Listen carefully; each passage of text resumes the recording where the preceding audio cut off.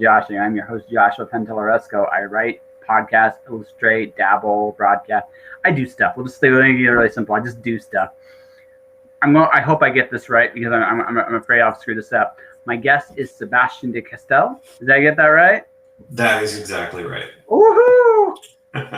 I'm always a little nervous, right? Because it's like I had a Pezzi Perez yesterday. Was like, oh no, I hope I say their name right? Because sometimes it's like when you see a name, like that's obviously like French or Spanish, depending on your background there. And it's like, well, so do I have to put an accent into the de or the Castell, or it's like, oh god, right? Those little anxieties right when you start. So how you doing today, man? I'm doing great. How about you? Like I told you off the air, this is my usual serious self for a Monday. So I'm house staying at my grandmother's house in Windsor right now. She came by. I actually got like these giant stash of pancakes, and it's like that's a good start to your day, no matter what. So I got pancakes. I mean that's grandmother pancakes. Yes, grandmother pancakes. That's right. Those are the best. Yeah, well they're up there. They're definitely up there. They're definitely up there. So did you get something as cool as grandmother's pancakes this morning? I did not. It's my wife makes really excellent pancakes, but not this morning. But I mean, you didn't cue me in. Like if I could have said to her, listen, darling, Josh is getting grandma pancakes today. The competition is on. I understand Josh's grandma is pretty fierce on the pancake front. That's right. She is. But your wife might have been able to like put at least make it look competitive. So yeah, that or else more likely she would have said to me, I don't know if you remember, but my job's 10 times more important than your job, and you should just make yourself some cereal and get over yourself. That's what she would have said to me. But no, she's great. So I probably shouldn't have said anything, because now you like I now just see this image of you crying in your cereal. She doesn't love me. What's your cereal choice? Is it an oatmeal? Is it an actual cereal? Like what's your? I'm a big. You know what? I'm quite a big. I'm moderately ashamed to say it. I'm quite a big fan of Honey Nut Cheerios. So I don't normally have cereal, but when I came here, there was milk in the fridge, right? So it's like, okay, I'll cheat. I got myself. This is my junk of choice until the milk runs out. Cinnamon Toast Crunch. I actually went very old school, right? Nice. There's a bakery in town. There's a bakery in town that does ice cream called Badwich Bakery. They actually make a Cinnamon Toast Crunch ice cream. It's fantastic. It's like it's like you know, like that's like, oh, this is drugs. So it's like it gave me kind of like a craving for like a Cinnamon Toast Crunch thing. So I'm doing that, but then most of the rest of the time I actually shift into something like oatmeal. Because I actually, like, as contrary to what I look like, I actually am older than I seem. So I'm at that point in my life where my body's like, you can still eat like a young man, but you pay for it a little bit differently than you did when you were younger. Sure. Right? Which it just translates, oh, my belly, it got bigger. Well, how the hell did that happen? Right. Yeah, I always feel like my generation got screwed on the cereal front, because when I was like a little kid, so first of all, if you're a little kid and you grew up in a small town, most of the cereals that you saw on TV, like, and we had like a little black and white TV and there was no cable or anything. They were all, you weren't allowed to have any of them. Like, and that's true of a lot of Gen Xers. Like, I don't know why, but our parents, damn them. They were mostly greatest generation types, losers as we call them.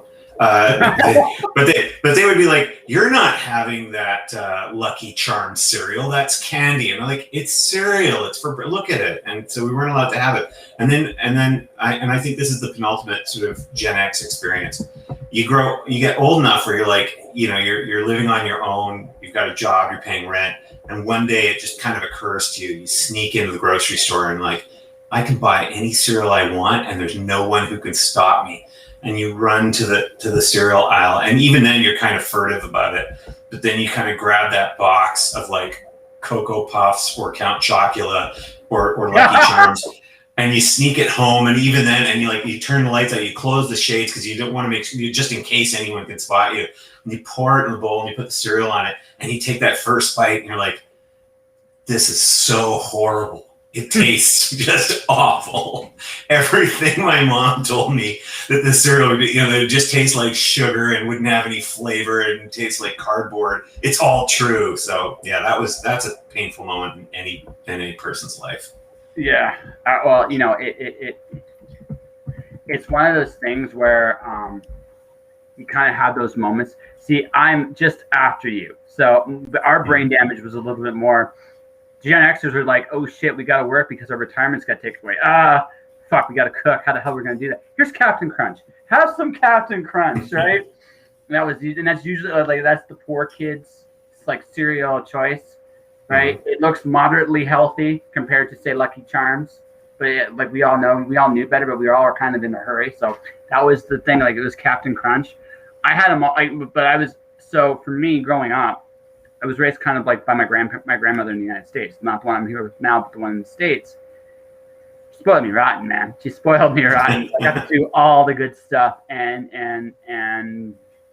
it's just one of those issues. She was very much like my mom, but with like the grandma thing in there to the boot, because grandparents will spoil the grandkids, knowing that the parent has to deal with it.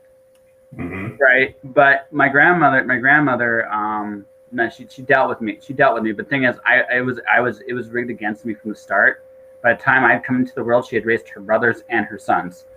There was nothing I could do, nothing that she hadn't seen before. Right? It's like, I know what you're gonna do because your dad did it, your uncle did it, your my brothers did it. I beat the crap out of them because she's old enough for that. If she was old enough for that generation, it's like I'm a little nicer now because I'm older, but you ain't doing it. And you ain't doing it because you just know she's just gonna see right through you. Like that's the thing, right? It's that beats you. That defeats you before you even start. You're not gonna do anything because she's gonna see everything you're doing, and it's like, oh my god, like how? What can you do? How can you do it? You know what I mean? Mm-hmm. So, it's hard to trick a savvy parental figures for sure. I never really had grandparents because my father was 59 when I was born, and my mom was 44. They both fought in World War II. My mom was in the British Home Guard. My father was with the Free French. And so there were just no uncles, no aunts, no grandparents, no nothing. I just got the full force and fury of parents who didn't have to ever face siblings or parents of their own saying you should be nicer to that kid. They just had free reign.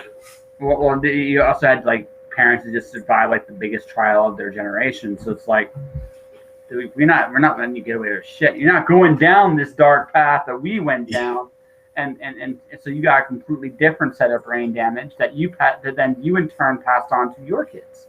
Yeah, exactly. Yeah. So we don't have kids, which is lucky for our non-kids, because no doubt we'd be terrible, but or I'd be terrible anyway. Christina would be great, but there certainly was that sort of element of there's nothing you can describe as a kid to your parents that's going wrong that they won't trump instantly. Like the old joke of like the kid who goes, I want new shoes. My shoes are old, and the new trainers, like the other kids have better shoes, and you get the story about like we had holes in our shoes and we had to stuff them with newspaper. Like they literally told me the story of stuffing their shoes with newspaper. Oh yeah. No, my grandmother did the same thing, man. So my grandmother was in Malta. She was born during when the war started. So her first few years were in a cave. So because the Germans and the British would be fighting over Malta because Malta was being such an important part of the war strategy. So there was a constant battle. So there was bombs in the air for years and years and years and years. No one ran outside because, well, if you went outside, there was a pretty good chance you weren't coming back. So, but then again, same thing. Like toilet paper, you got X and Y amount. You got the newspapers for shoes. You had what food you had, it was very limited. Basically, all you really had was each other, which creates a really cool family dynamic. I mean, it's a strong family unit. When you don't have those things that a lot of people take for granted, all you really got is the people in your life, and that creates really powerful bonds. Because you've survived like this terrible thing that hit everybody in a different way. And I find as well, I don't know if you found this with your grandparents, but because of the experiences they had, their stories weren't anecdotes. Their stories were like absolute life principles. Like every story was a revelation about how the universe works. My mom used to tell the story about being, but when she, just when the war was first starting, and she was too young to be in the home guard, and being in a tube station and being nervous, being at a train station, and this guy being there, and she's a young girl, and she's quite nervous, and he sort of says to her, at one point he said, it's all right, you can trust me, and giving her food and stuff, which is a very, very different message than we tend to get today about creepy old men. But for her, it was like revelatory and significant, this notion of at some point you're going to have to trust people in these terrible situations, and that it's okay to do that. And so I find it's interesting because when you're kind of exposed to those stories that, again, they're not just anecdotes, they're like, here is how I learned a rule of the universe, that it plays into fiction a lot because, your sort of notion of story becomes these kind of really transformative or revelatory moments, right? Well, ultimately, every story you write or tell in any form, whether you write, draw, whatever it is, there's a moment of tension somewhere in the image, the picture, the story. And like I said, it's interesting to me, like right now, although I do believe we are at the tail end of it, right? This pandemic has opened, I think, a lot of people's eyes about like what a conflict is, how you look at the world, what you see, how you interact. It changes your whole outlook in terms of, how you thought the world worked, right? And I think these lessons, and the thing is, and I know this from my own like personal apocalypse about 10 years ago, some of those really hard moments you go through, those things you see and do, the lessons evolve over time, right? You're going to look at all the terrible things at the very beginning, all the things that you had to do to survive, all the things that you wondered, like you didn't know you had in you, right? And some of that stuff's terrible, some of that stuff's great. There's in our worst moments, our most heroic and our most villainous traits both come out at the same time. Our inner good guy, our inner villain, they're not separate. They're actually together, right? Because basically what pressure does is it exposes you, who you are and who you choose to be to the world. And when I was, the town I was in, I had this like tendency to look at it really bitterly because of all the hell I went through. Years later, once I dealt with some of my own issues, I looked back on that and I saw it a little differently. I remember, like, even though I was going through this very difficult ordeal in my life, I had a lot of people help me that I never considered until years later down the road. It's like, oh my God, there's so many people in my corner that I never knew were there. But I couldn't see it at that time because I was so angry and frustrated, and I'd gone through my own ordeals. And this is what's happening with people now. People are looking at, like, I had friends that died of COVID. I lost my business. I have surgeries that are waiting for it. I am lonely and isolated because I haven't seen anybody in a year. I don't know what a hug feels like anymore. We have all these different traumas going on right now.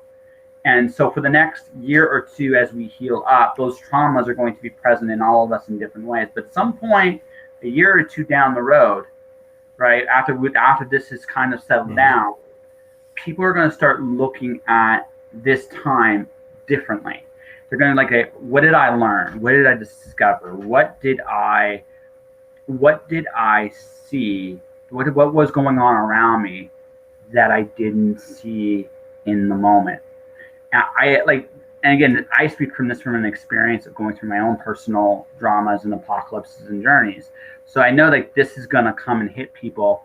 We're talking a few years down the road, after the anger, after you deal with your anger, after you mourn the losses of whatever you mourn, whether it was a family member, whether it was a business, whether it was, the fact that you lost time. So much time has been lost. Like the lack of kindness and decency. We're going to be going through that for about a year or two still.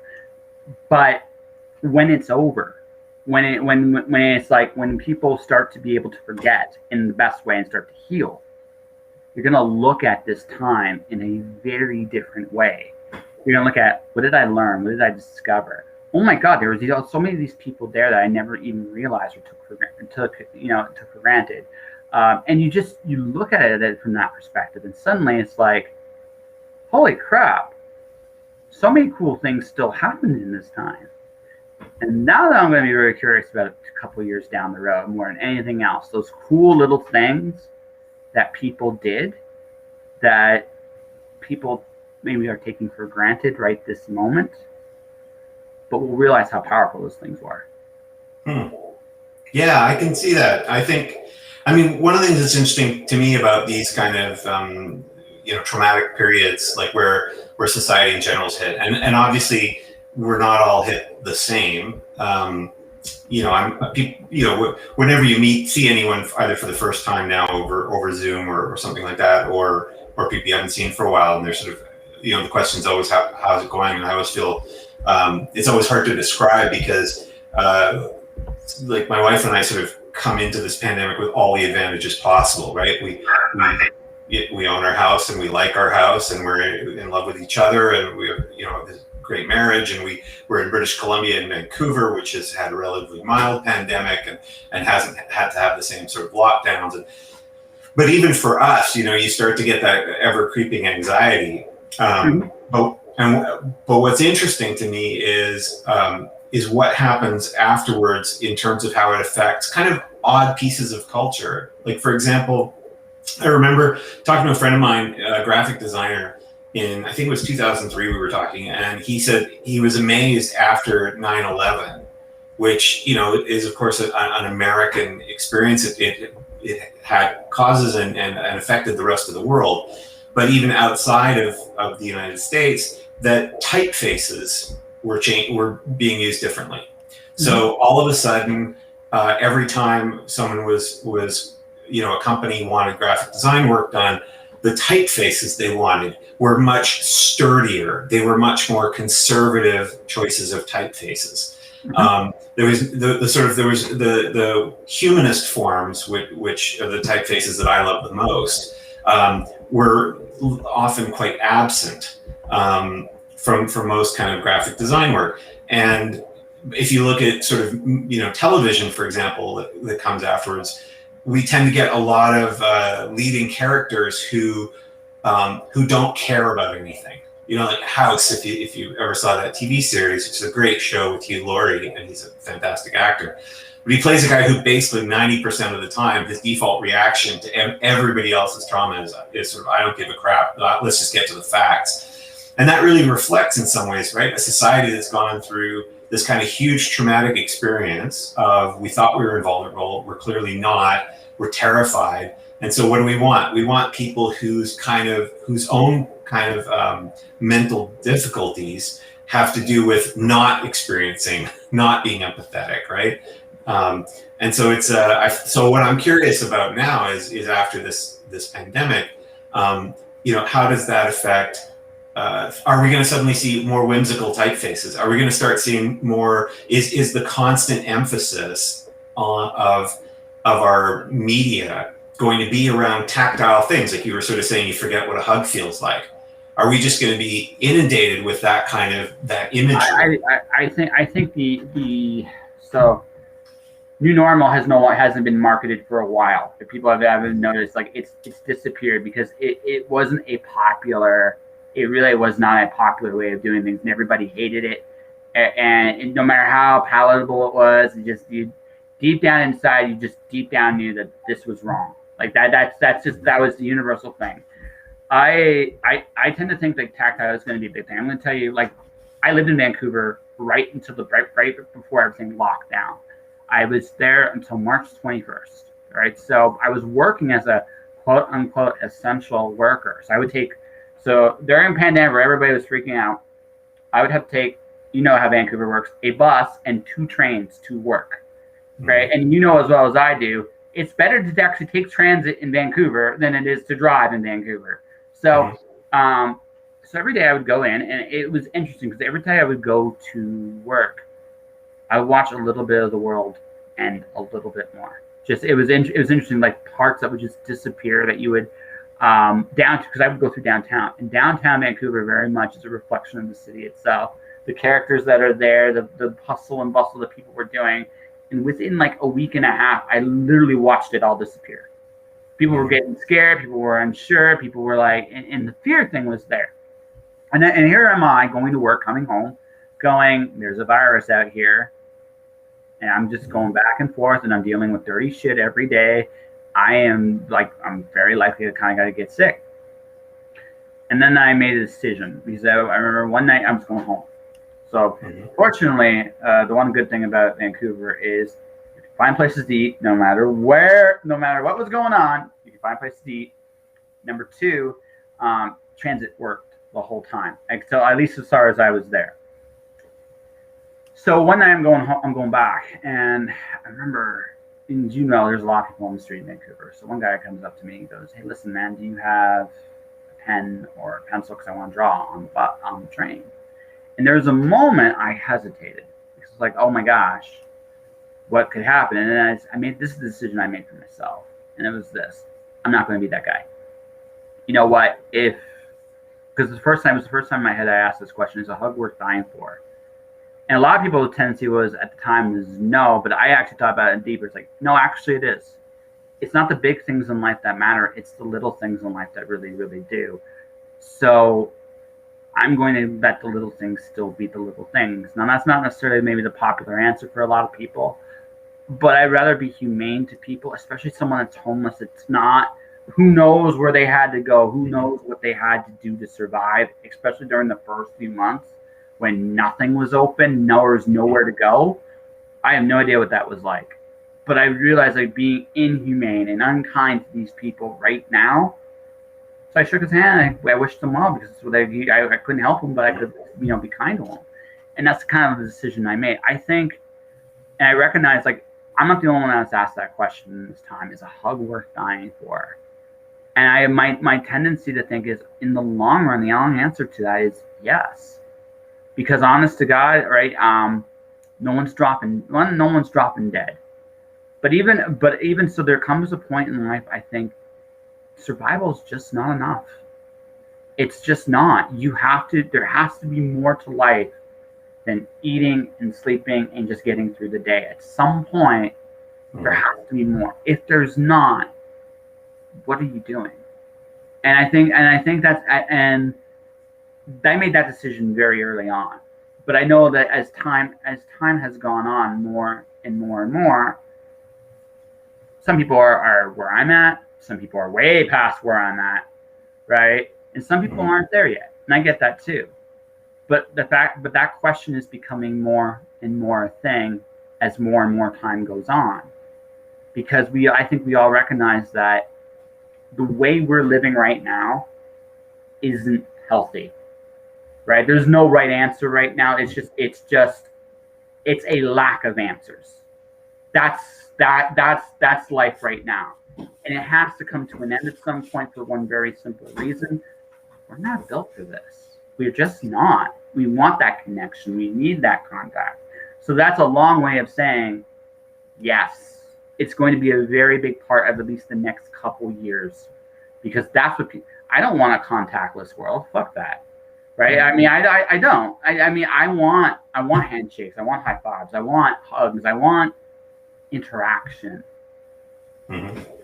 Don't we all? Well, yeah. I mean, what's interesting though about that sentiment is that, if you look at the years leading up to the pandemic, Mm-hmm. we were already moving towards more and more self-isolation. Absolutely. Right? People are already cocooning themselves when they can afford to. And of course, one of the horror stories of the pandemic is people who are, forced to cocoon, as it were, inside of unsafe places, Mm-hmm. Abusive spouses and things like that. What's one of the things that's kind of interesting to me is is that as I mentioned off the top, like I've had about as benign a pandemic experience as anyone can have. I mean, amongst other things, being a novelist. Yeah. It doesn't affect my work very much. No. I can just be here and write stories. One of the things that's kind of oddly interesting, though, is that when I started writing Way of the Argosy in January of last year, when we were just starting to see the effects come on, was that I found myself writing about Farius Parfax, about this character who is tormented by these mages who basically imprint these sort of sigils around her neck, a kind of a collar that causes people to basically revile her, so that no one will ever kind of want to hug her without wanting to kill her, basically, so that she can't be close to anyone. And so now I sort of look back on it and I go, it's really interesting that that was not a conscious choice on my part at all. But that I was ultimately writing about someone being forced into a kind of isolation. What seemed to me like the worst kind of isolation. You're not. It's not that you have to be physically isolated from the world around you. You have to be completely emotionally isolated from the world around you. So that it's interesting how these kind of broad social forces impact us, regardless of whether we intend to write about them or not. Oh, it happened to me too. I did the same thing, but in a different way. So for me. I asked myself this question around October last year. The fact that we have this technology to have this conversation in some ways has made it so we can. I'm not sure we could have done the pandemic the way we did without this technology we have today, right? I don't think it would have been possible. I think we would have. I think other measures would have had to have been taken. And the results would have been various to varying degrees. But it occurred to me that basically right now we have lived for a year in a weird Tower of Babel. The difference is instead of being like in this like tower of like we're one language, one thought, one world, our whole thing is a light bulb. Essentially, if you look at what a computer basically is, it's a binary medium, on off. It's a light bulb. And that's what's connecting all of us right now is essentially a giant light bulb. Our Tower of Babel is a light bulb. I'm like, so what if you were able to, and this was my concept, is what if instead of putting someone in jail, you disconnected them from the light bulb? That would be an interesting prison sentence. But again, we essentially are writing about the same thing, right? Mm-hmm. That we're isolating our characters from the world, but to different degrees. The revilement in your case is just a magical enchantment. In my case, the revilement is you broke the law, you are the scum of the earth, there's some kind of evil inside you, you're being punished to exercise that evil. So, but it's the same thing, really, just sit there and think about it. Yeah, I mean, and so it sort of pushes forward the question, getting back to what we were saying earlier, of once, what are the kind of softer, if you will, long-term repercussions of something like this pandemic? Like, we know that there's going to be certain repercussions that are just physical and direct and obviously measurable, and then there's going to be whether all of a sudden there's a rise in beat poetry, or whether all of a sudden certain types of music come back into vogue. So I used to, for a while back in my in part of my life, I was a full-time musician, and that was, I made my living playing every small town in British Columbia, basically. And I still do it. I up until the pandemic hit, and all of a sudden, all these gigs got canceled. which didn't affect me financially, but music's always been kind of a pretty important part of my life. And now I sort of look at the future and I go, we were already losing a lot of live music because, in part, the people who are coming of age now have lived their entire lives able to have any song they ever wanted at any given time, right? When we were kids, if you didn't get to catch it on the radio, you either had to buy the album or you'd go watch a band play it. And watching a band play covers was like fantastic because you're hearing this interpretation of these songs. Whereas now I've noticed over the last several years that simultaneously bands use more and more backing tracks, so they sound more and more like duplicates of the record. And younger audiences kind of almost find the sound of live music sort of annoying because it's not perfect, and their ears are attuned to quite perfect music. And so it makes me wonder, after we've gone, a year and a half with very little to no live music, are people going to suddenly rush to, we want to see live bands again? Or is it going to be, it's probably good. We don't need that anymore, right? I think it's going to be the former, not the latter, to be honest with you. Because what do we pay for ultimately when we consume a product? It doesn't really matter what, it's the experience of the product. Well, especially now, for a year and a half, most of our experiences have been on this chat. Some of us have gone to work outside, have that experience. But for the most part, most of us have been in the exact same place at the exact same time. We've watched every show. We've heard every song. We've done everything there is to do under the sun. We've read every book we possibly could. Books are unique in the sense that the experience a book creates is all in your head. Mm-hmm. Right? But television, movies, music. I think movies, is a more apt one than music. I think music comes back big time because I think what happens now is it's like even here where I was before our second shutdown in the wintertime, music was coming back and it was doing well. Like it was doing well here because it's something to do. It's something it's to go out and see and experience. We hunger for experiences. I think that's actually why books have done relatively, although the front list hasn't done so well for a lot of books in the last year, back lists have done very well because books create experiences, create empathy. So I think like books and movies especially, they're going to actually, I think people have been made more aware of certain things because of it. A book event now is interesting. Do I do a book launch at a bookstore anymore? I don't know if that's the right answer anymore. I do feel like a live venue is kind of a cool idea, but how would I do it? Because I want the experience if I go out and do a book launch to be very different, right? Very, very different. And I'm not sure a bookstore does that. You know what I mean? That's interesting. Yeah. Yeah, right? I'm not sure it does. So, like, do I do a book launch at a bookstore? Mm-hmm. I don't know if that's the right answer anymore, right? Well, and that I think is an interesting question going forward. Like a movie theater, the argument for a movie theater is still a good one. Like it's an experience. You go to a movie theater, you go and experience a brand new thing. I think the movie theater, as we know it, goes away, but I think the drive-through comes back because the drive-through is like. You're going out, you're doing something, you're somewhere different, you're experiencing something completely unique and different, and it's mobile. You can do a drive-through anywhere, really, right? And I think that makes a lot of sense for movies. I don't know what the answer is for books, though, because it's like, right, music, I think concerts come back. I actually think for a little while, concerts do better because, again, it's something to do. Mm-hmm. But in movies, I think there's a pivot to drive-ins. But books, because I was thinking about the bookstore. It's like if the bookstore doesn't have a stage, if there's not a way for a bookstore to create an experience, it's really unique. I don't know.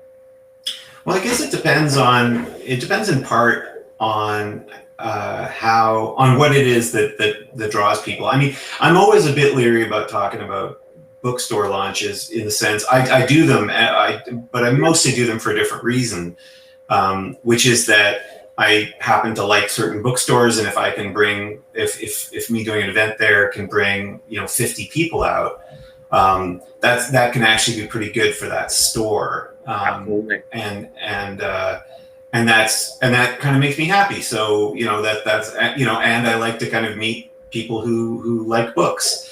Absolutely. But I think but we often talk about literature and book launches with and all literary events with an almost kind of a fetishistic tone in a way, as if these things are these wondrous things and everyone must want them. But I think I went prior to being an author, and I mean, like prior to being a full-time novelist where it's 100% of my income, it's 100% of what I do. I think I maybe went to one book launch. I think it was Neil Gaiman, and that was sort of in a big theater, and it's not like I got to meet Neil Gaiman. So it's interesting because I don't know to what degree the average person, whether they were affected so much by these things before, and therefore will, the things that I suspect will be affected by something like a pandemic are those things that were not ideationally part of our lives, like, literature and art, music, but as you were sort of describing, things that were tactile and experiential, walking into the movie theater, getting the popcorn, sitting in the seat. My wife and I love to go to movies, but it's funny because on the one hand, we love to go to movies, and yet I'm always bothered if anybody's talking anywhere around me or if I feel them too close to me. Like I'm a kind of an antisocial person in that way. And so it's funny for me now to go, I miss that experience of being with all these people in a theater watching the latest Christopher Nolan film, when all I was doing was complaining before. Yeah, because partly because you took it for granted. We had this easy access for a long time, and now that's gone, right? So now you recognize when it's not there what you miss, right? And that's the big thing. But now what's happening is people are recognizing those things. Now, again, I do think what happens is some of this stuff goes up and then it wanes down again, because it's like once we have that euphoria, once we have those feelings, and we stop treating them as special things, but as just an everyday deal, it will lose some of its luster again, and then some of these problems will rear their ugly head in new and different ways. But I also do think there's a big opportunity. Like I can't wait to go. Like one person comments on our thing, Dora Jones said, "I'm going to something on Saturday, an event on Saturday," because it's something that has been denied for a lot of people. The United States is opening up. Like there are, I think, 30 states that are open now. So I mean, they are going to be pretty much up and running by the end of June. Like you can see it, like they're at the end. They are done. So that's what's going to happen there. Here we're probably going to be in this. We're going to start to open up in the summer, but we're probably not going to be fully open again probably until around the fall, winter time. That's probably when we're going to be fully open again. But I can just see it, like it's the experiences that make life worth living. That is going out. That is swearing at that son of a bitch. How dare you talk in the movie? Fuck you, buddy. I'm wanting to watch this damn movie. It's going to that ball game, watching that terrible. Why the fuck are we watching this baseball game? Fuck, it's a pitch and a catch. Damn, this hot dog's too much money. Damn, this beer. But it's a combination of little and big things together that makes everything worthwhile. So I think for about a year, there's a possibility, for about a year or two, I think events go like this. But I do think if you're going to go think 2023, 2024, you're going to have to look at the fact that the honeymoon's over. Now, how do you get people to keep coming out of their seats again, right? From that point on, that's going to be, I think, the big challenge. I think bars will be at that point bounce back. I think the basic regular things that people do will be there, and it'll be part of the constant again. but I do think that there's going to be like, okay, conventions. What are they going to look like going forward? Right? Because they're not going to be normal either anymore.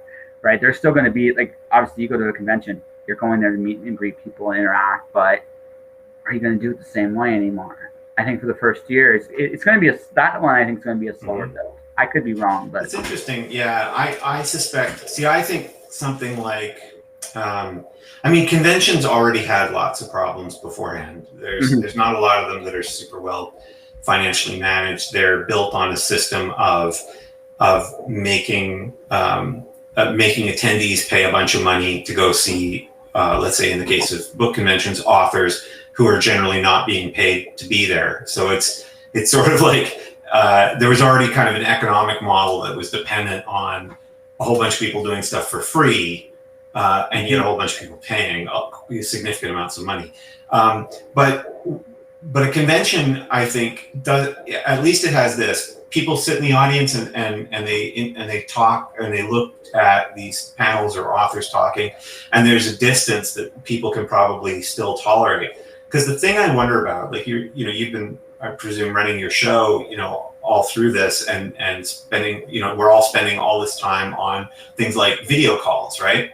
But think about this: when you're on a video call, you're almost never looking someone in the eye, right? Because even though we've had video conferencing technology for like 30 years, it's always crap and never fixes incredibly basic things, right?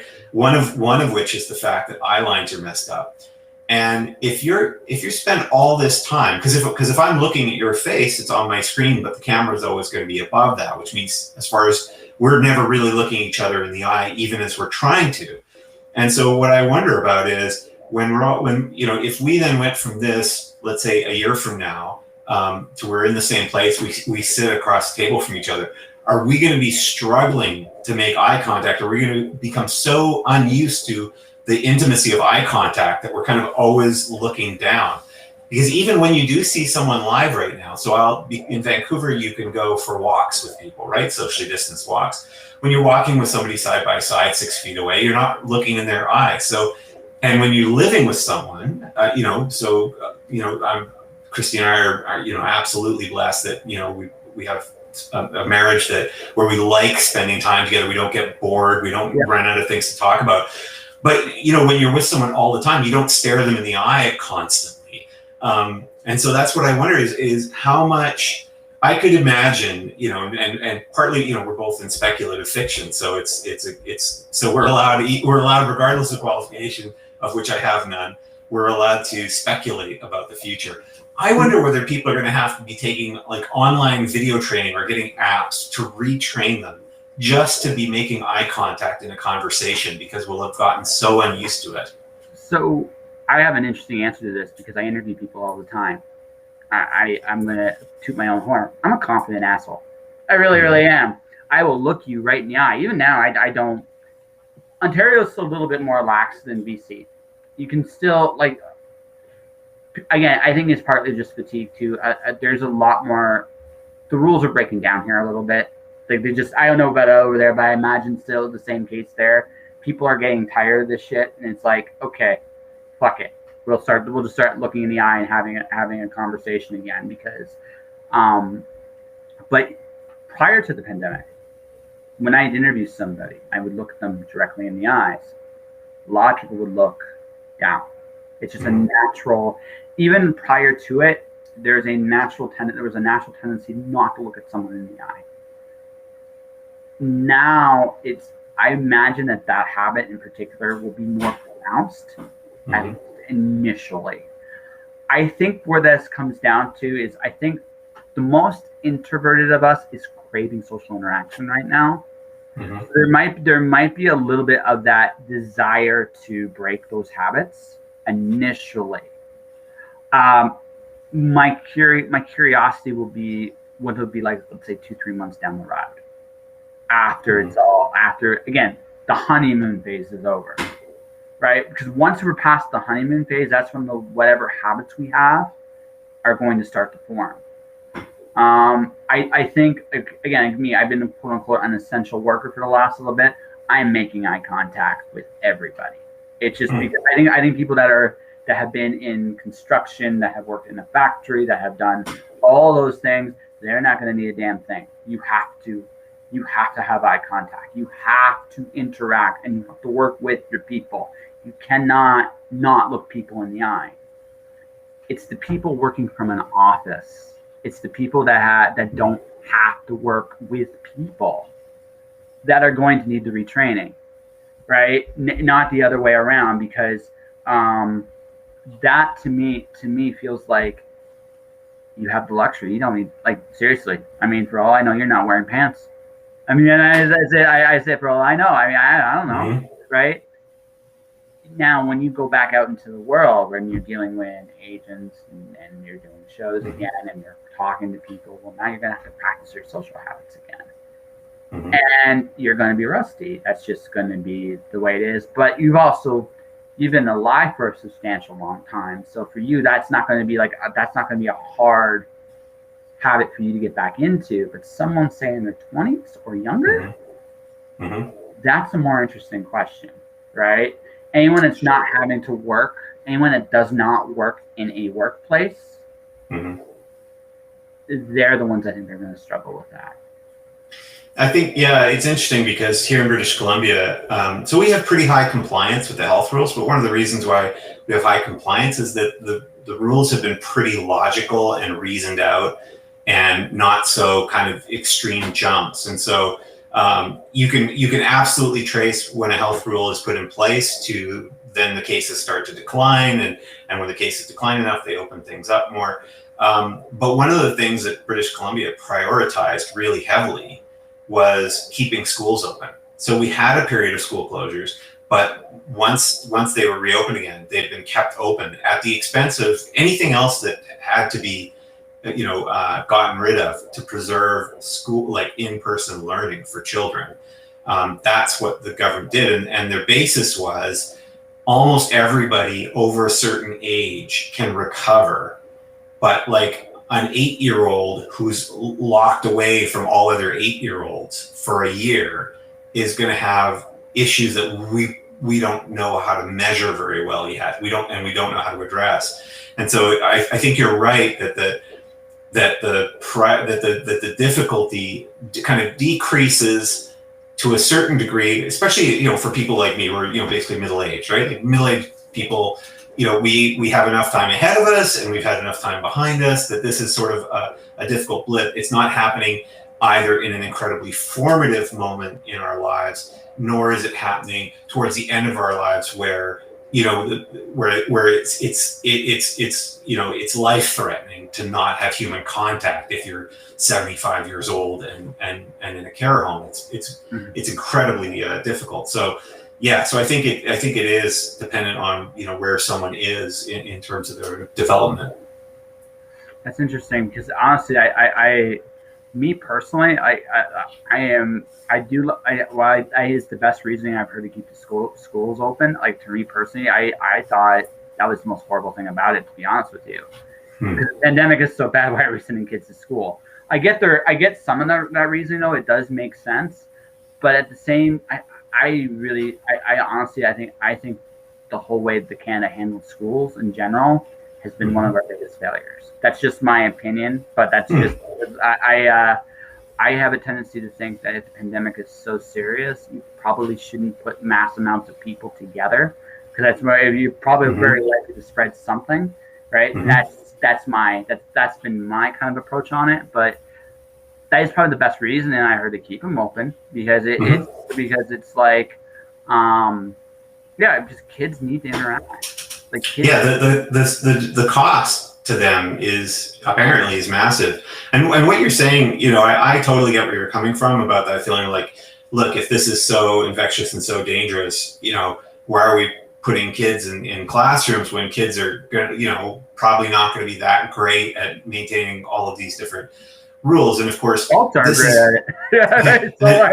exactly. But this itself, like, and it's interesting because this itself points to one of the kind of the things that the pandemic has probably illuminated for us, because you sort of started with the impact of the pandemic, which is how comfortable we have been conflating science with technology, not having to take a whole lot of personal risk with governments not understanding science. So, like the classic thing you read in a magazine every given week, something is a superfood. Just eat tons of that and you're great. Or dark chocolate is a superfood. So dark chocolate's not a superfood. It doesn't. I wish chocolate was, because I consume mass quantities of it. But it's not a superfood. It doesn't cure 1,000 diseases. It doesn't make you super healthy. It doesn't make you especially virile. It doesn't do any those. But we can live in a society where there's that kind of nonsense is mainstreamed, because for the most part we have access to so much food that for most of us it's difficult not to get enough sort of nutrients, right? But once you hit the pandemic, all of a sudden counterintuitive things that are true become vital. And so things like the scientists, I have respect for everybody who's been trying to handle this in government. I'm not like a Doug Ford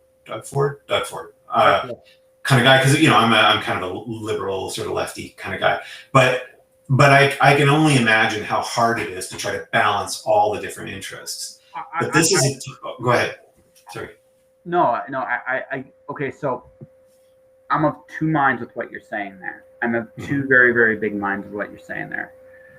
One is, if you talk politics, is generally speaking the nature of compromise. That's what actually politics is trying to get as many things lined up to the best you can as possible. Normally, I think that is actually the way to do business. It generally is how it's done. I feel though this is what I felt happened in Canada, not just in Canada, the United States, Britain, a lot of places. There was a disconnect between what was said and what was done, and that disconnect, like if you want, like going deeper into what you're talking about in terms of the sciences and stuff like that. One of the big things I definitely was reminded of in this time is how much of business the health industry is, right? In terms of medicines, in terms of everything like what that's happened in this time, there's big business in this. And one of the things is we always have this information mining thing going on. I'm a freelancer, so I'm looking for this new angle to come up with to talk about food. They were talking about like dark chocolate. There is some good stuff to dark chocolate. Has it been a little bit conflated as a result of all these articles and absolutely, because it's not about necessarily convening facts. It's about selling information. That's what it's about: selling information, selling content, selling narratives, right? And we do this in everything, in science, in military, in politics, in every aspect we do. We tell stories, ironically enough. The problem with that is, in a time like this, you look at an older country like Japan. They have a very specific way of how they handled the pandemic. They made sure also, by and large, everybody was taken care of. You look at Italy. Yes, they had some huge flaws, big time, but they did a lot of little things to take care of people. You look at any country that has been around, with possibly the exception of Britain, Brazil, and the United States. All three of those are very special cases that aren't really worth. We could go in great depth about the failures there. But if you look at the majority of these countries that have been through a pandemic before, they made sure everybody was taken care of, financially, whatever. They made sure that certain things were foundationally kept in place. And then they minimized risk. Again, not every country was perfect. There's definitely flaws with everything you look at, you will find flaws with. But there was a consistency in a lot of these other countries. You look at us, there wasn't that, the combination of the business of conflating information, the apparently what is said and what is done, right, from the very top down, has created a lot of the conflicts in North America. On top of that, this was our first time experiencing anything like this in like 100 years. We've had other pandemics in between, but nothing to this extent before. And I think normally where the normal way your business would have worked, here it doesn't. It needed a more concise integrity to what was done. And I feel like that's where I think the country as a whole failed. In fairness to what you're saying, though, I get it. This is not, it's easy to criticize. It's very easy to criticize. And I'm not necessarily saying I could have come up with a better answer, but I can definitely see why people fought each other so much in this time as a result of what was going on from the very top. Does that make sense what I'm saying there? Oh, I totally hear where you're coming from. I think for me, and I'm going to sort of tie this a little bit into fantasy. Sure, go for it. Just because that what's interesting is, one of the biggest challenges in writing fantasy or science fiction, as I'm sure you know, is that often facts and science are counterintuitive. Mm-hmm. But fiction has to be intuitive. The phrase stranger than fiction, or people would say when Donald Trump was president, if someone was against Donald Trump, which, a fair portion of people were, they'd be like, if you tried to write his ascent to president as a novel, like novelists were always on the interview saying this, I could never have written that because no one would believe it, right? And the problem is that sometimes things that don't sound intuitive are actually true.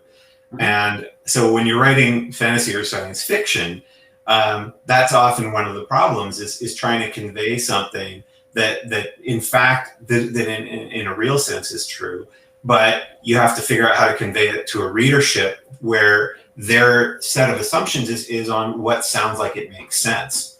And so, going back to the example with the kids, right? You think, oh my God, all these little kids, they're all packed in a room. But of course, the science suggested and largely bore out to be true that young kids are far less likely, just because of what they are as biological organisms, they're far less likely both to catch the COVID and to transmit COVID. Whereas robust, and this is one of the things that kind of also people weren't able to understand.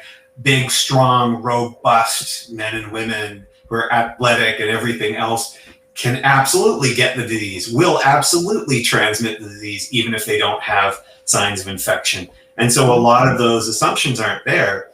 And you were speaking about politics a second ago, and one of the challenges I see in a lot of fantasy fiction, for example, and that is a challenge that's reflected in our own world, is that we are incredibly focused on politics and not focused on governance. Mm-hmm.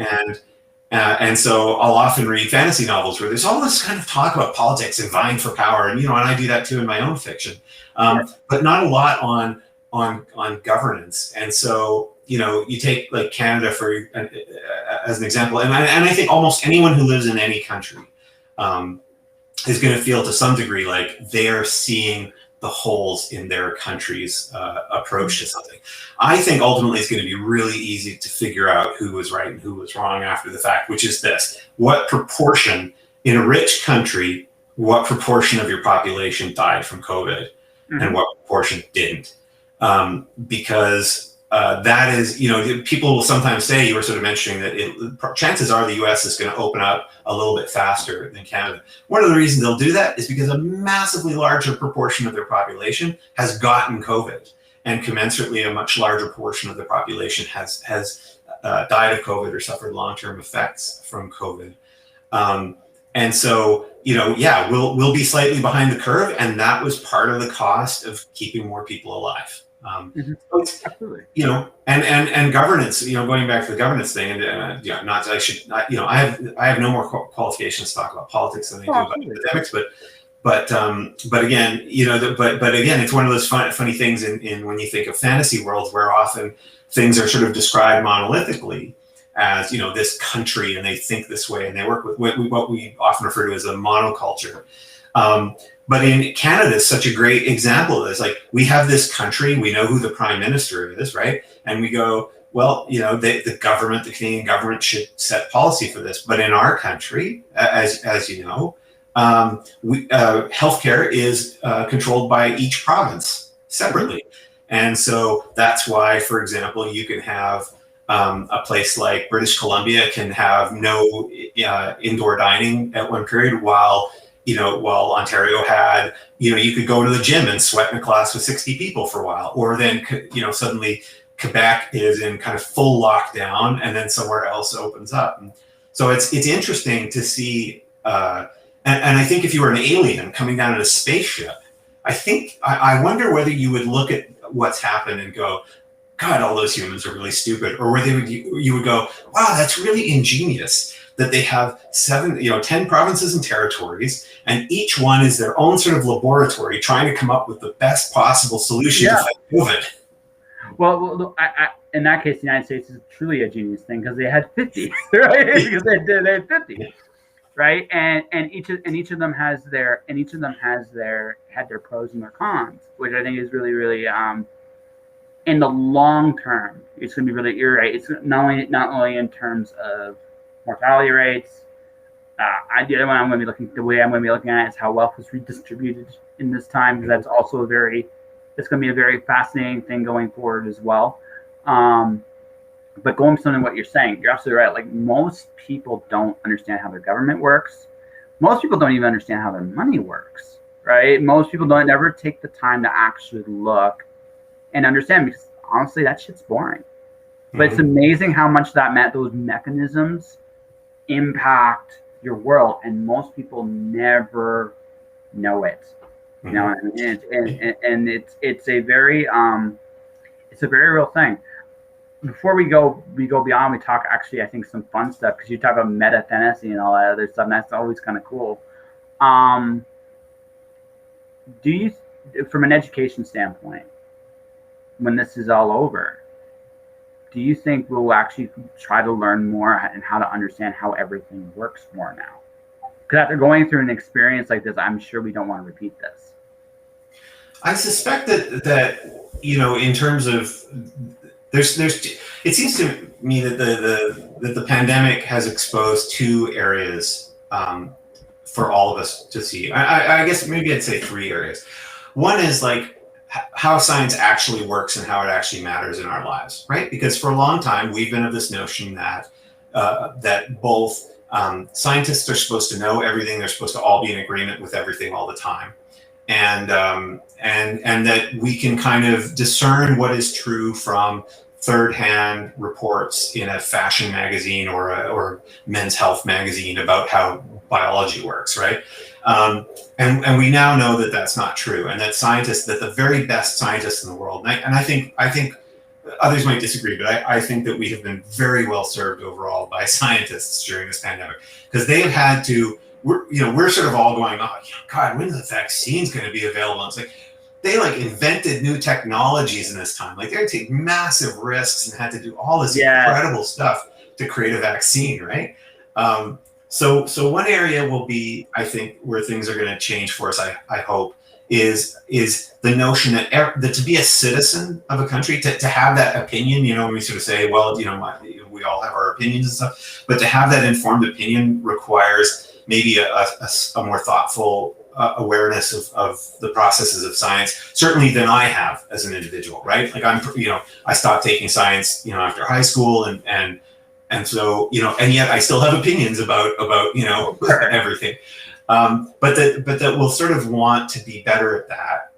The second is the awareness of governance and just how complicated it is. And again, like I say, there's a lot of premiers in this country whose politics I don't like, but and I might not even agree, and I may not agree with their approach to the pandemic. But every one of them, it seems to be, and I've listened to every one of them talk, was wrestling with, how do I do this right? How do I make the right decisions, not just for the pandemic, but to look at the long-term consequences on the population of economic stalls and things like that. The governance is actually not as easy as we pretend.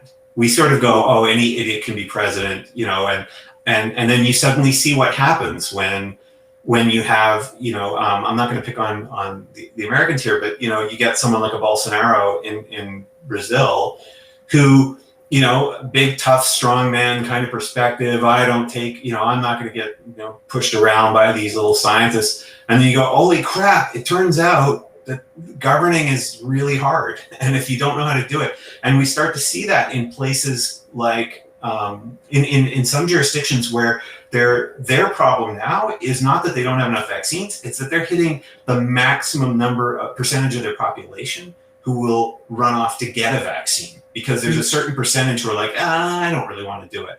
And one of the advantages Canada has right now, there was a couple of months there where all these horrible newspapers were sort of going, oh, Canada, we're so terrible at everything. Like, there's always this impetus in Canada for some reason, especially in newspapers, to talk about like how crap we are.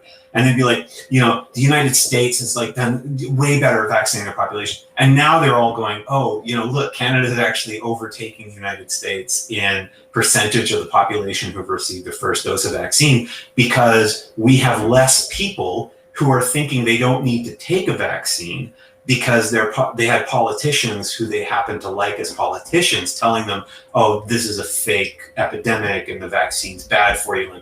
And so those are the three things, right? Is that science is something we all need to be a little bit more apprised of, that governance is more complicated than we think, and we have to be a little bit nicer, I think. I mean, that sounds strange, but a little nicer to our politicians in terms of when they are trying to handle governance. And the last piece is we, I think, become more aware of the consequence of a population where everyone's opinion is so valuable now that a guy can say, I don't care that all the scientists say that this is a real epidemic and that I could be spreading it by running into this grocery store without a mask and shouting at everybody. They still feel that they have the right to do that. So that, to answer your question about education, I think that's what I'm hoping.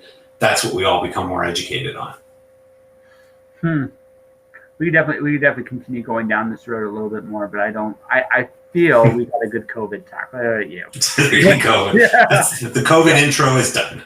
Yeah. I just bring it up like that just because I think speculating the future is always fun, but I also feel like we've all are tired too. I think all of us are tired of it. So, yeah. I'm gonna go with this route because you're talking about speculating the future. I tend to think we're going to be at least initially more tactile, but in terms of like world building, and this is something I noticed when I'm building like my fantasy usually has a really like, especially fantasy. Science fiction does this too somewhat, but fantasy is more notorious for this. It's almost like you have to do a meta story to do a really good fantasy these days. Like you look at like it doesn't matter what it is. Like I look at Brandon Sanderson's probably the master at this. Like he's probably just because he's still building systems and worlds. But you can go down the line. Leah Bardugo, Fonda Lee. I just finished reading Chosen Ones by Veronica Roth. Like her world building in terms of interviews, newspaper clippings, all that stuff she had in her book. That stuff's brilliant. So with you, I hate to say it, I have to make a confession. I haven't read your books yet. I've seen your books, but I haven't read them yet. Sure. Don't hold it against me too much, man. Just but for you, like, how important is the meta story? Like, when do you think of a story? Like, do you think of it like, I want to say something that's profound and different and true, or is it like, do I have this like world in my head that I come up with first, and then I have to figure out what I'm trying to say about it? Yeah, well, it's interesting because I think a lot of fantasy has gone in the direction that you're talking about, which and Adrian Tchaikovsky, I was on a panel with him a couple of times, and he always articulates it really well, which was that, he will build a really fascinating world and then ask, what are some really amazing stories that can be explored in this world, right? Mm-hmm. I'm the opposite. I start, metaphorically speaking, with a character in a dark cave and a flashlight. And I only build as much world as is in the beam of that flashlight. And I will create massive things that have massive implications down the line at the drop of a hat, and bind myself for 1 million more words, in effect. I think the Great Coat series is about 650,000 words, and I think Spellslinger is about 650,000 words. So for hundreds of thousands of words, I'm binding myself by a singular decision I made that was in the interest of the most interesting and dramatic moment for a character at that time. So I'm the opposite. I'm going to ask I'm going to ask this then. Who did you read? Because I'm very curious about this because there's one author in particular that comes to mind when I think in that style, but I'm curious. So who did you read? So when I was younger, when I was a kid, I read Stephen Bruce, who wrote the Vlad Taltos books. Those are good. Those are underrated. And those informed a lot of my writing style. I read Roger Zelazny. I had a hunch. Yeah, I had a hunch. And when you read Nine Princes in Amber, which is a great book, when you read any of those Amber books, you realize like, yeah, he's just making this up here because it's cool on the page, and then he's stuck with it for 9 more books. But for me, the difference is, for me, that's those constraints, those traps that you set for yourself as a writer. That's what really kind of causes the creativity to pour out of you later on. So a really simple example with the Greatcoats that I never expected when I first wrote Trader's Blade, which is the first book in the Greatcoat series. At one point, I needed one of the characters to swear, and I had him swear with a saint's name. And so he said something like, "Oh, Saint Zagev who sings for tears," and it was just this kind of way of swearing that, and then it became that all the saints were referred to that way. It was, oh, Saint Werda who walks the waves, or Saint Forza who strikes a blow, And it was because when I was a musician playing small towns, when you overhear conversations of people talking, they often talked in this kind of way when they were referring to other people with this sort of extra little tagline. So it'd be like, oh yeah, tomorrow night, my wife's mother's coming over. Saint Maria, who never once made the kids go hungry, even though she didn't have a job, And so I was kind of like, so that's the only reason why I did it, right? It was a bit of an homage to that. And then it was funny because when the series sold and it was a 4-book deal, one of the things my editor, Joe Fletcher, who's a renowned editor in fantasy and science fiction, she's edited Ursula Le Guin and kind of all of these greats, and is sort of beloved by all, including me. She said, "Oh, I love the world, and I love the saints. I'm really interested to see when you reveal more about them." And I'm like, reveal more about? I was using them as a swear word. But then, of course, by the time the 3rd book comes around with Saint's Blood, all of a sudden I was like, oh yeah, I want to explore how the saints come to be and what this means and why they are this way. And so that's kind of what I dig. So I got a lot to unpack on going back. First off, I was almost betting to write you were a Zelazny fan. The moment you said how you described him, like, you're a Zelazny dude. I can tell. Yeah. The thing about Zelazny that I really love, he told great stories in so short of space. Yeah. Like that. So as I've gotten older, 2 writers I've become more and more of a fan of is him and Michael Moorcock. Right. Yeah. Michael Moorcock really knew how to write a short, But the thing is, what I love about those 2, and I feel this is probably, now I definitely want to read something of yours, which one I'm going to have to start with you when this is over. But what I love about them is the biggest thing they were always focused on, and it seems like you carried this with you, is what's the story I'm trying to tell? Because that's all I care about. And honestly, when you break storytelling down, it's probably the most fundamental rule. In fantasy especially, it's very easy to get caught up in the intricacies of a world. And sometimes that's incredibly neat. Like, again, I mentioned Sanderson, who's probably the master of it today. Robert Jordan's really good at it. Mentioned Stephen Brooks. Stephen Brooks is actually a little underrated at that, to be very honest with you. He's more in the Zelazny camp than he is in that, but he is surprisingly consistent in how he builds his worlds too. He's a lot more, he's more of a natural, I think is the actual way I would say that with him. But if you look at most fantasy, like David Eddings is another great example of that. Like he just did.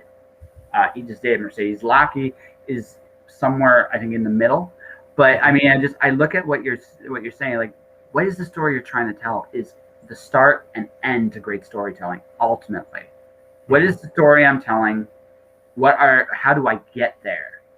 And you go from there. And everything else is just, it's nice, right? I have my one novel. I have a unicorn that farts rainbows that talks out of its butt. It's cute, but the story is about a guy coming out of his comfort zone. That's the story. the unicorn had to fit that story. If it didn't fit that story, well, shrug, right? I mean, it's nice, but it doesn't do anything, right? So that's the first thing. The second thing is, okay, what did you play? Like when you were small, let's say local musician, what was your style? I'm very curious. Oh man, I played pop music. Like in original bands, I was always like writing pop songs. So, like Squeeze and like those kind of bands. Crowded House. I'm a huge fan. The Beatles, obviously. Yeah. In the Beatles versus Rolling Stones, I like the Rolling Stones, but it was the Beatles for me. So I was very influenced by those kind of bands. I tend to agree with you. It's the Beatles. The Stones are good, but the Beatles, man, they were the band. They just were the band. I remember years ago they put out a thing called, I think it was called Anthology or whatever, and it was 2 double albums, and they included some like bed tracks from songs, and one of the tracks was just the bed tracks from Paperback Writer, so no vocals, just the instruments and just them playing live. And I was like, holy crap, you could just put this as it is on the radio today, and if nobody had ever heard it, they'd still be like dragged into this. Like it's so potent. So yeah, I love the Beatles for variety, for sure. So okay, so here's the thing. Okay, so it's almost like it sounds like your music is almost like your second language in your writing. It's good, like, and I equated that because I started drawing not too long ago, and and when I started drawing and I started coming up like doing like Legend of Zelda with the obnoxious boots and all this other stuff, I suddenly noticed in my writing that my other like stuff I do has quietly snuck into my storytelling, right? And so like when you're talking about saint who strikes the blow, it's like I almost like I hear music when you describe that. Like, I almost hear music. So when you get to that point, was it like and I don't want to sound like make this sound silly. It's like building your own band of gods. It's like a rock band coming into your story. Is that accurate, or am I completely? No. It's interesting because there's that old famous line. What is it? Talking about love is like dancing about architecture or something. That the language that we use when we're trying to describe the process of creating art is deceptive in that it always sounds like it's logical, but that the process itself is largely illogical. It's it's stuff bubbling up, right? It's intuitive more than yeah. And I think, and I find that with 2 of the things that I did as careers. So, I spent many years as a musician, and that was sort of my job. And then I spent a couple of years where I was a fight choreographer. I was choreographing sword fights for the theater. And both those things inform my writing in kind of unusual ways. But with music is probably the more potent of the 2 for me, even with fight scenes. So people always say, "Oh, do you write your fight scenes based on how you used to choreograph them?" And I'm always like, it's less the case because music teaches you about tempo and rhythm and things like that. And a scene often, like if you write type scenes, a scene is a bit like a song, right? It has an intro and an outro. And it has these peaks and valleys in between, and you don't want, you wouldn't want, there's very few songs can sustain having like 8 choruses, right? Other than like Telegraph Road by Dire Straits. But most of them can have, 3 choruses basically, right? And so a lot of scenes will start to feel that way. And it's the same thing on those more ideational levels that you're talking about where, the songs will play into it, and absolutely the rhythm, the sort of the rhythm and melody of those saints' names is kind of musical, but part of it's because the rhythm and the melody of those guys sitting in a bar somewhere talking about their father-in-laws or whatever, right? That they have that musicality. That's the thing that we all share, right? We are all musicians of a sort, right? We all have music in us, and it comes out in various ways. Well, I was actually going to go point this out, like, because I've interviewed a few musicians that are into comics, and I find that like that's a very natural fit for a lot of musicians for one very simple reason. It's a collaboration usually between a bunch of people to create a product. So I mean, jamming is very much like a comics, but the thing about music is it's not so much the lyrics or the melody. it's the feelings it evokes, right? And so for you, someone that had that played, how long did you play music? If you don't mind me asking. Oh, I've been playing since I was like 19, I guess. So 30 some years. Okay, so you have 30 years. So you got to the point where, hey, I can make a pretty wicked sound. And then about, you get to that point where it's like, okay, I can make a wicked sound. That's cool. Can I make you feel? Right? And then because that's the line between a guy that does chords and a guy that's a musician is, can I make you feel? And so I imagine, like, when you're reading your stuff, because again, just how that informs you, because, like, again, just how you name the gods, how just that little thing just told me, it's like, how to put weight and gravity into your words just based on that very little bit of music. I sensed that, which tells me that the music probably taught you how to evoke emotion, and probably that more than anything else, the reason why it's probably the bigger one. Fight choreography is about telling a story about a fight. You're using paints the canvas. That's the difference. It paints the canvas. So you're trying to do is you're telling a story, a good versus evil story using paint. How would that actually translate? How would that sympathy be created? It's simpler. Music's harder. Music but it gives you the potential for much bigger range of emotional highs and lows, because you have more colors in your paint box. So my guess with you is the reason why music informs you so well is because that's probably the place where you learned how to create emotions for an audience. So now when you write a story, not only did it teach you, okay, what's the story? Where does it come from? Like, that's your reading background as well. But you're like, okay, how can I evoke emotion doing it? And that's probably why you got so many books back there that people like. Yeah. Well, I think in part, if you just take the step back and go, well, what do music and books do for human beings? And one of the things they do is they allow us to give shape to our emotions, right? I always think like in some ways, the truest humans of all are teenagers, right? We often describe teenagers as if they're somehow unformed adults, whereas I sometimes instead describe adults as sort of teenagers past their best before date. Because when you think of how teenagers experience emotion with like so much purity and so much directness, and one of the things that music did for a lot of us when we were teenagers is gave shape to those emotions, right?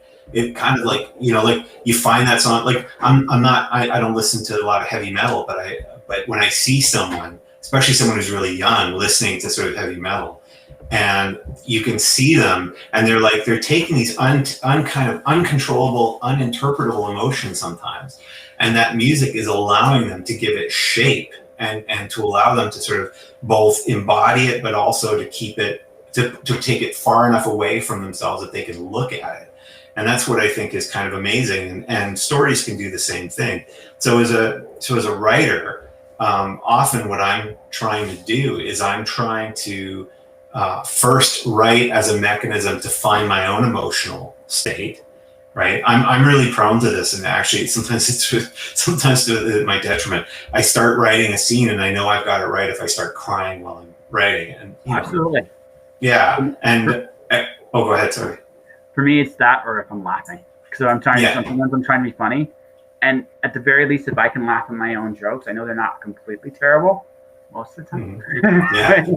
No, absolutely. I always say the Greatcoats books because they're swashbuckling fantasy, and swashbuckling is kind of the spirit that infuses them. I'm always trying to do three things, right? I'm trying to make people laugh, cry, and cheer. And of the three, I find laughter is the easiest because coming up with a funny moment is something that we often learn to do. Making it so that people cry when reading part of a book is harder, and making people want to stand up and cheer inside of a book is really, really hard. And so I'm often trying to do that, and music is often the vehicle by which I will kind of find that emotion and it's a kind of a weird process. You're listening to music that has an emotional resonance for you as a person. And then I do this when I'm running a lot. So I'm a terrible runner, but I run partly because it helps me write. So I'll listen to a song over and over, and I'll be running and I'll be composing the scene in my head. When the scene feels like it captures the emotion that's in the music, And then I start to have this emotional reaction to it. I'm like, okay, I found something. I can do that. That's going to work. The problem is sometimes I'm doing it and I'll like start crying for no reason. So it was my wife and I were on a train a couple of years ago, and I was listening to a song and I was coming up with a scene, and I was like, oh, I found something. And she grabbed me and she said, what's wrong? And I realized like I was bawling on this train in the middle of France, I think. So yeah, that's the beauty of all of those things. And I don't think it's unique, by the way. I don't think it's unique to music or fight choreography or any of those things. It's that the more, and it's one of the beauties of writing itself, is that all human endeavors, right, embody that kind of root humanity, right? The emotions and the conflicts and all that. If you're a carpenter, you can find it through carpentry. I often say, you were talking before about a book, writing a novel, and having knowing what you want to say, but of course, as I'm sure I don't know if it's this way for you, it's certainly this way for me. Sometimes you write a novel in order to discover what you believe. And a friend of mine was writing their first novel recently, and sort of was saying, with the second draft, like, yeah, I think I'm there. How do you tell when you're there? And I was like, if you, not in terms of the absolute finished proofread book, but in terms of the story. And I was sort of saying, I think when you're a writer, if you write a story and when you read it back at the end of the story, you know what you believe. You've discovered something you believe that you didn't know that you believed before. That's when you got your novel. That's when you got your essential story. So I like that. I go, like, when I turn to write, I know exactly what I have to say.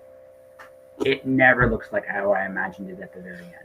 It never does. I find my life essentially is I have been smart enough to recognize the chocolate chips in my cookie dough, and then actually just go roll with it, right? Because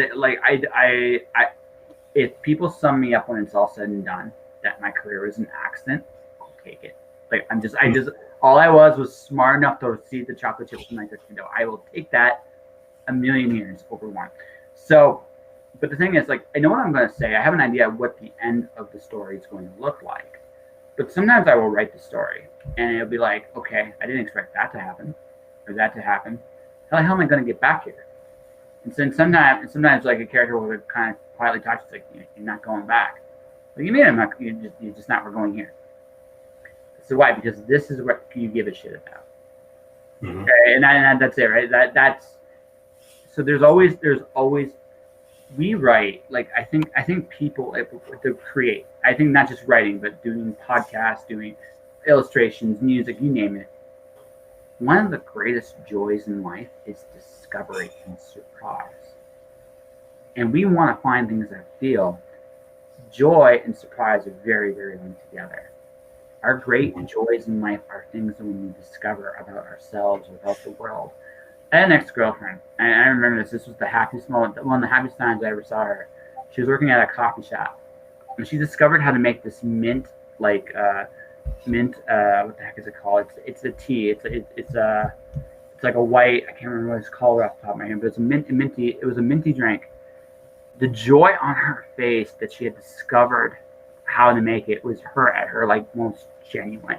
She was a kid, and she offered me this drink, and I was like, I couldn't say no. This was even before I dated her. I couldn't. This was such a big monumental thing because it's not the result. It was the joy in that. And I remember that. It was the first time I learned how to read. I still remember that discovery. That's oh my God, I can read. It's like that joy, that moment. Those moments change you forever. That's why people do art. That's why we are constantly seeking discovery. That's why I think experiences are going to be really big coming back, because that joy is going to be that joy, that surprise, that discovery. That is what we always strive for. It's not just about necessarily belief. I agree with you, I think, mostly, but I think it's mostly you come to the end of it and you're like, I learned something, and it was cool, and it was fun, or it was sad, you son of a bitch, why did you put me through this? Or I'm so happy. Happy's hard. actually agree with you. Like that cheering thing, Mm-hmm. hardest thing to do in fiction. Where I actually disagree with you, I think it's easy to cause pain, create people like create tension and pain. Laughter is somewhere in the middle of that. Right? That's interesting. Somewhere in the middle of that. I think. But I'm not talking about pain, though. Remember, I'm talking about crying, right? And Crying is a release. But crying, like crying, pain, empathy, that kind of thing. Mm-hmm. We've all been knocked on our bite, like the simple stuff. We've all tried to ride that bicycle, and we've all fallen on our ass. Mm-hmm. We've all struggled with something. And it's really easy to create empathy, sympathy, and I think it's easier to make someone cry because everybody can empathize with somebody battling something. Whether they win or they lose, the courage to battle alone can make someone go to tears if it's done right. I think the way to that is simpler. A joke, I told you, I said this earlier, sometimes the jokes that I find funny, the audience will not find funny. And then have you ever read anything by Peter David? Oh yeah. Apropos of Nothing, I think was one of his. Oh, okay, right? That's a good one. Here's the thing about Peter David. I think Peter David's criminally underrated, and here's why. He has this ability to make you deal with very serious moments in a story, and in that exact same story, have you laughing your ass off somewhere else in the same book, right? Mm-hmm. And he did this in comics as well, but he is, I think, criminally underrated. He has this ability, and he understands something too. Not all his jokes are actually funny.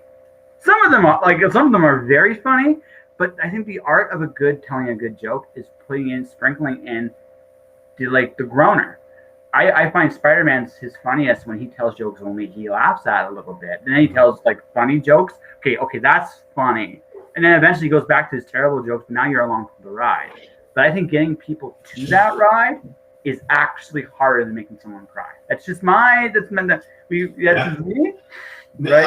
I think where I would agree with you is more in this angle, which is that if you can write a scene that makes someone cry, it'll probably make them cry. They can read it over. We can all read that scene 10 times and cry every time, right? Mm-hmm. It's very hard to make people laugh at the same joke more than once. Mm-hmm. And so when you're writing an emotionally challenging scene, a scene meant to kind of allow the audience, the reader, to have that emotional release moment that crying constitutes, we have that path laid out before us by loads of great writers, and we can, to some degree, learn from them and apply that.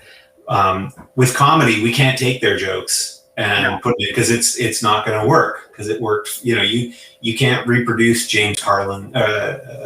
Sorry, not James Carlin. Richard Pryor. Sorry, well, Richard Pryor is a good example. Yeah, you can't just take his jokes and then stick them in your book and have it work. You're always having to find new terrain to work in. Yeah, but I will agree with the last part. Cheering and joy, they are the hardest things to write, because there's that part of you when you write them. This sounds like corny. This is beyond dad joke corny. This is just this feels so inauthentic. I feel like I'm going to gag. Because there's a really fine line with joy, right? And that's the thing. It can be done, but it's such a thin line between pure adulterated joy and, oh my God, this is cheesy.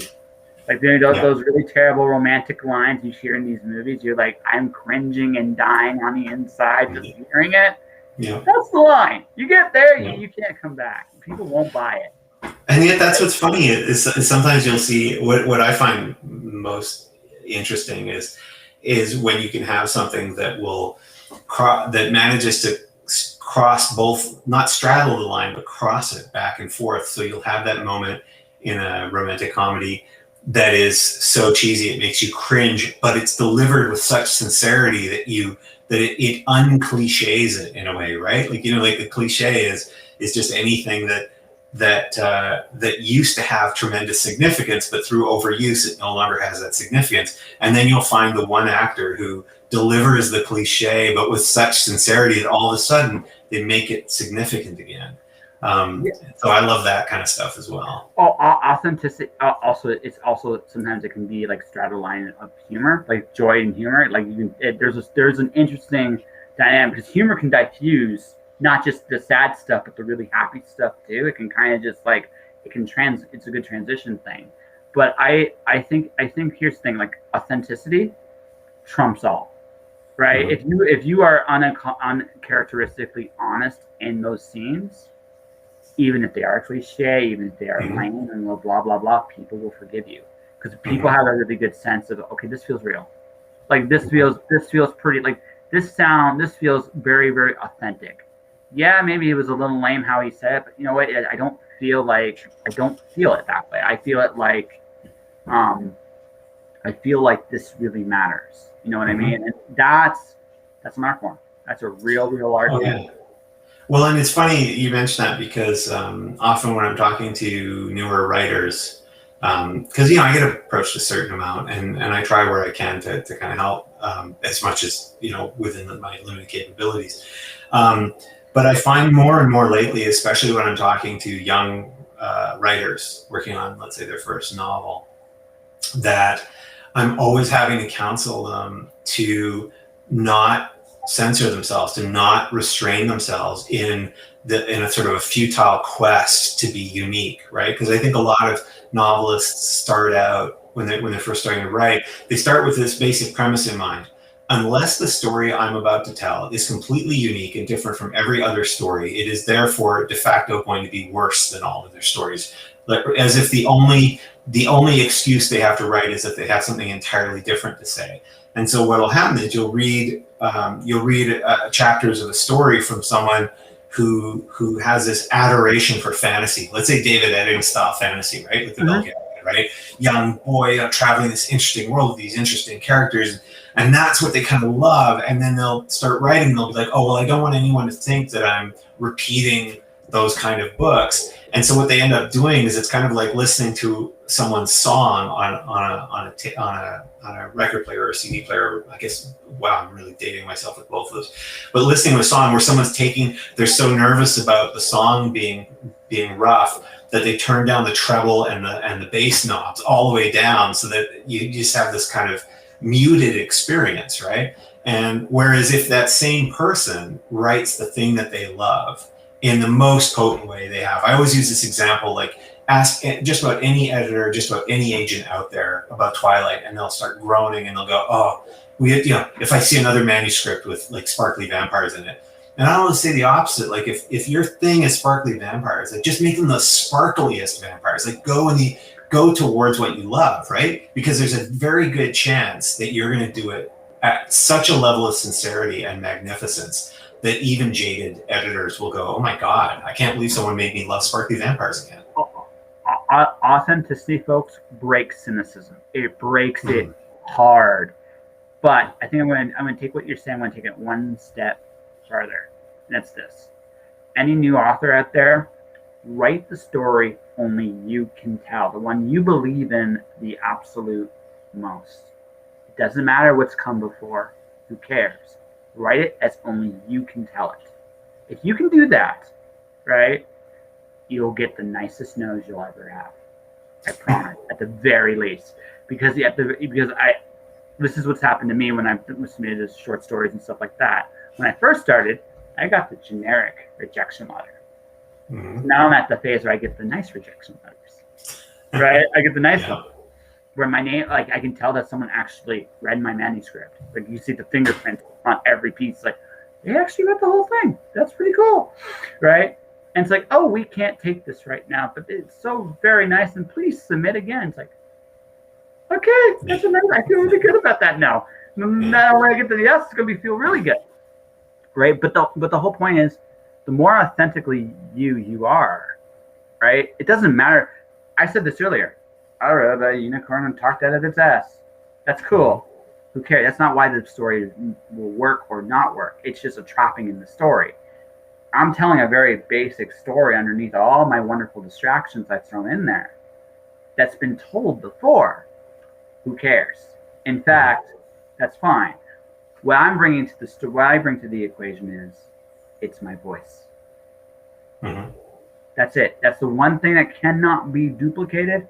I can say the exact same thing somebody else said. In fact, chances are I will. Mm-hmm. You know,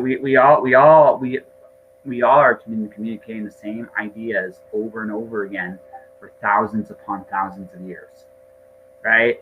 Everything that's kind of happening now, although we have some cool wrinkles to it, has essentially happened before. The difference is how we tell it. Mm-hmm. Yeah, I think, authorial voice, is kind of its own interesting phenomenon, right? People talk about theme being hard to explain, but theme's a breeze compared to trying to describe voice. Oh yeah. And voice, and it's very hard to fake voice. You just discover your voice, right? Yeah. I was really, really lucky in that way that because when Trader's Blade got bought, I remember I asked both Joe Fletcher, who's the editor with Quirkus in the UK, that had bought the world rights, and then I was talking to my editor at Penguin, and I'd asked them, like, why did you buy the book? And they both said something really funny, which I probably shouldn't admit to people, but it doesn't make me sound that bad, so it's okay. It just makes them sound bad.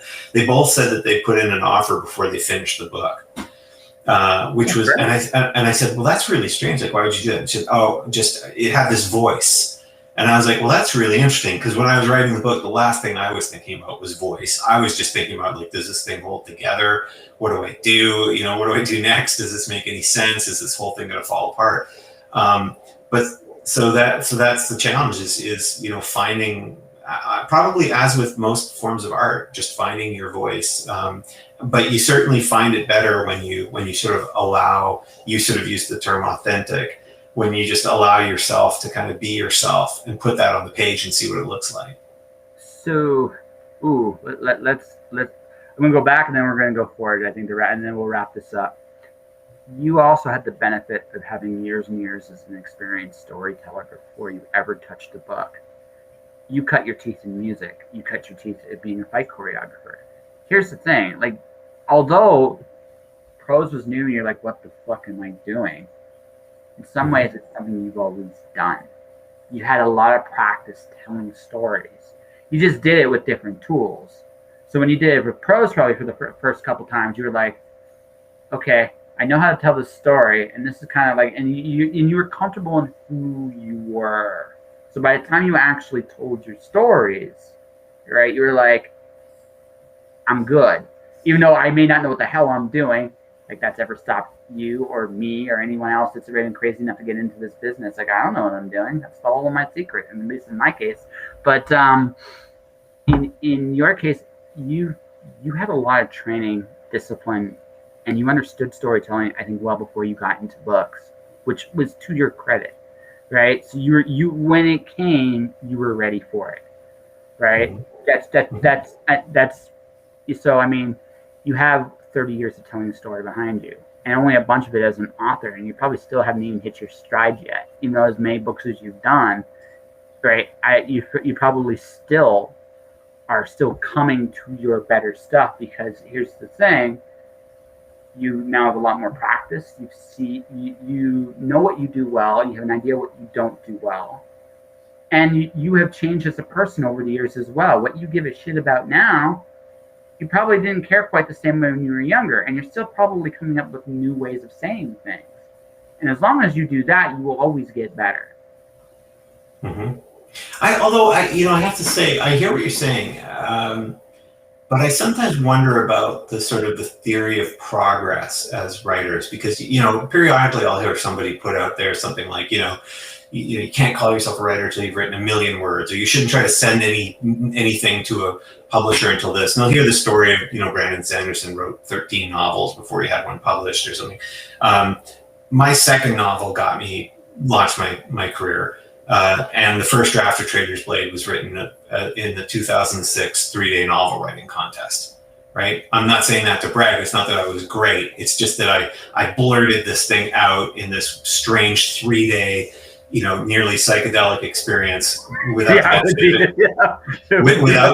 without the benefit of any psychedelics, I'll point out.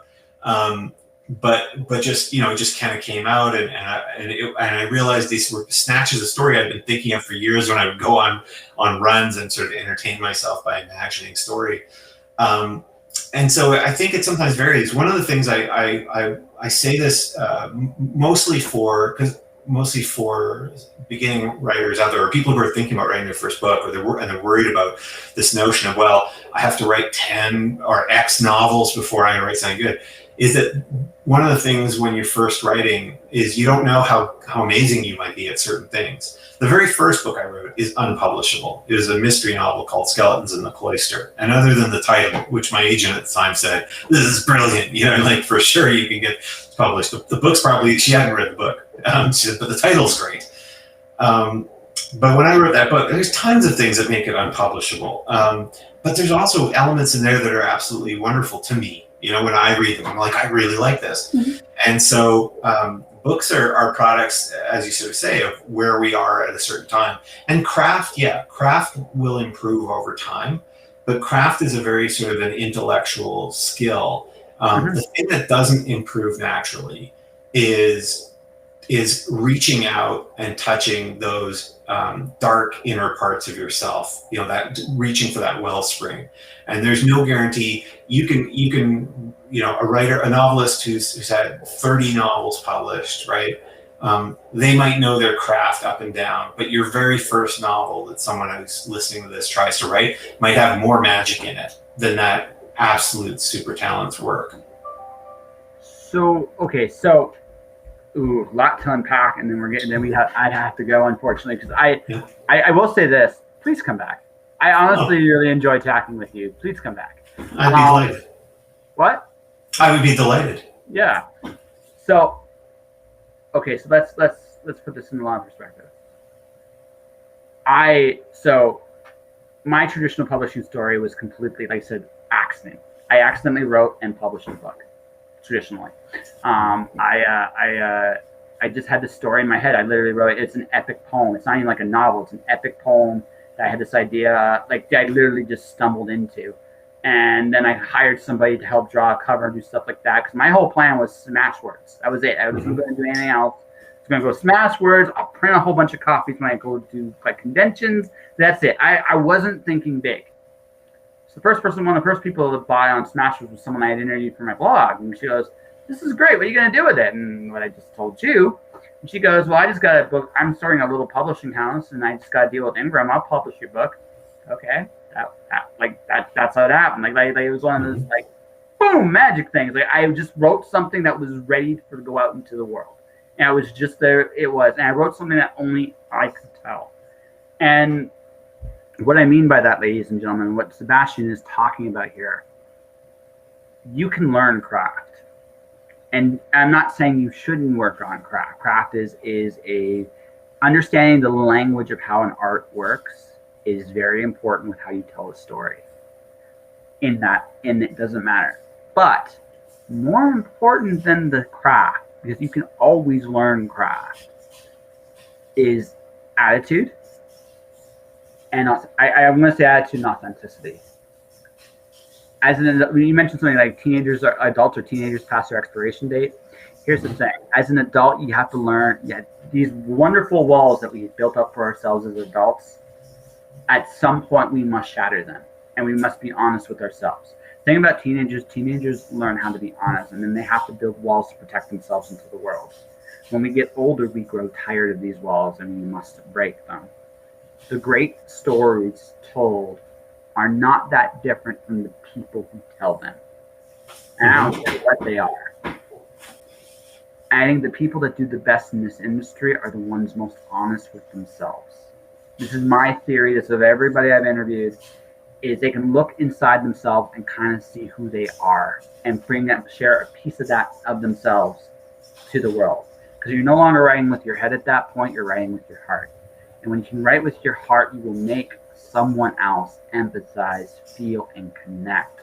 Because that's what people pay for when they actually are reading the story. They want to connect. They want to feel. That's why the Marvel movies, right?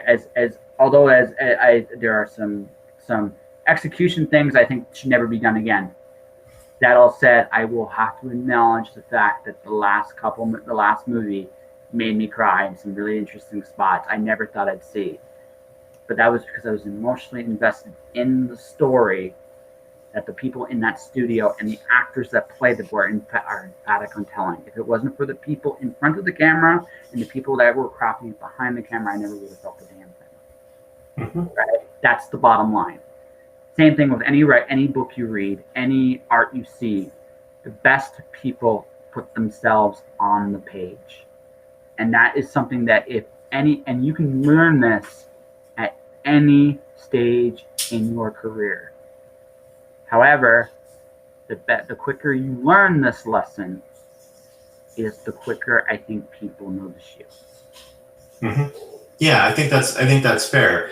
I think we often, when we look too deeply at craft, we often think of, and I'm obsessed with prose, right? When I'm working on my books, I'm obsessed with the prose. But we often sort of imagine that, if the prose is just a little more perfect, it's going to arouse a little more emotion. And that's often not the case, right? We don't, in the same way that we don't describe every single feature of a room when a character walks into the room. We don't need to sort of control every aspect of that moment. What we're doing is allowing them to take these little bits of these, black marks on a page and process them through their own minds and their own emotions. And so exactly what you say, the more just kind of honest you are, and the more you put yourself out there on the page, I think the more you allow a reader to kind of enter and kind of construct that world themselves, right? And so, yeah, that's the beauty of writing. And also, one of the beauties of it is you get to the end of the novel and you suddenly realize all these different things about yourself that you didn't know when you started. And at that point, you win no matter what. Doesn't matter if a traditional publisher or if anybody ever decides they want to buy it or read it. You've already taken that next step in your own life. I think we got one more question, and we'll get to the wonderful plugging. Because I thoroughly enjoyed this. Unfortunately, I have to go, or I keep you on here if I could. No worries. So, what was the book you've written? Of all the books you've written, which one hit you the hardest? Gave you the biggest either surprise in terms of what you discovered about yourself, or it hit you so hard in the feels you were like, "Oh my God, this is good." Oh, it's really, I wish I had a really good short answer to that question. The book that I wrote that I think for me is the most accomplished is Saint's Blood, which is the third book in the Greatcoat series, which interestingly, a lot of people who love the Greatcoats don't love that book as much as the other three. And yet for me, that's the most kind of accomplished one. The process recently, Way of the Argosy, which is the latest book that I've written,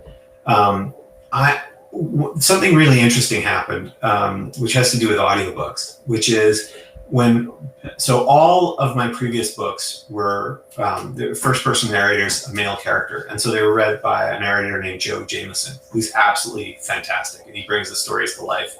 And I love the guy to bits.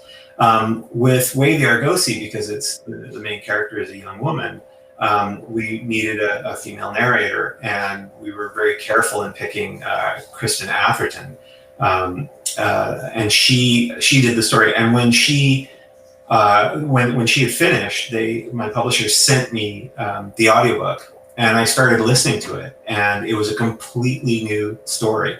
And so it was so strange because I had recently just reread the entire book, and I loved the story, and I felt really good about it. And then I heard her performance of it, and I was like, oh my God, this is this whole other book. And I was crying at various times, because she would suddenly this is the beauty of actors, right? Mm-hmm. They bring this whole other layer, and getting back to authenticity of themselves into the character, and all of a sudden it just comes to life. And so the audiobook for Way of the Argosy is in many ways the most striking piece of material that I've gotten to have a hand in a sense, co-writing in this case, because like I say, Kristen's performance just adds this whole other layer to it. Yeah. Dude, we could probably talk for another hour. You are a very, very cool dude, but I unfortunately have to go. So let's get to the wonderful, shameless plugging of the stuff. So what's your most recent book? And Way of the Argosy. Oh, sorry. And how can people find you? Because you're an awesome dude, and people should actually get to know you better. That's kind of you to say. So my most recent book is Way of the Argosy. I have another book coming out this fall, and then I have, I think, 3 books coming out next year. So there's plenty to go on. You can find me at decastell.com. It's DECASTELL.com. Or if you just Google me, I'm super easy to find. I was blessed with a name that nobody else wanted in life.